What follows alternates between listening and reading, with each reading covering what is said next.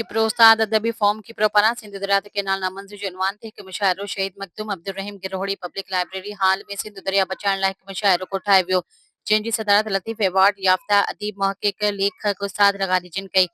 किप्रे तालुके जे अदीबनि लेखकनि शाइरनि उस्तादनि हकीम इमाम बख्श मंगरियो हादी बख्श भंगरो पीरल मरी क़सेम समेजो बेताब मरी अरमान मरी ऐं मुबीन मन बोज़दार सलीम शर मुनव्वर मल्हा ख़ैर मोहम्मद मरी समेत समूरनि मेंबरनि शिरकत कई। हुन चयो त सिंध लटिजे पई, दरिया फुरिजे पियो। दरिया ते गैर क़ानूनी 6 केनाल मंसूबा रद्द करे, छाकाणि त सिंध जे 6 करोड़ इंसाननि जो जियापो पाणी ते आहे। सिंध जो ज़मीनूं पखी पुखणे जीत ॼणा माल मवेशी ज़राअत जो दारोमदार सिंध दरिया ते आहे। हुननि चयो त सिंध में अॻु में ई पाणी जो वॾो बहिरान आहे। पंजाब पंहिंजे होॾ हठ तकबुर गुरूर छॾे सिंधी माण्हुनि खे अकेलो कमज़ोर न सम्झे। सिंध जे 5000 सालनि जी तारीख़ में सिंध जा माण्हू पुरअमन ऐं पसंद रहिया आहिनि।